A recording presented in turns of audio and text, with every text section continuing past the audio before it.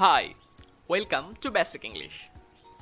Today we are going to learn 5 uses of the word get. Let's have a look at this. Number 1. Get can mean buy or obtain. For example, I am going to get a new t-shirt.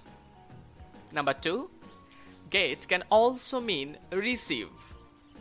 For example, have you got my message? Number 3. Get can mean become. For example, oh, I'm getting worried about my future. Number 4.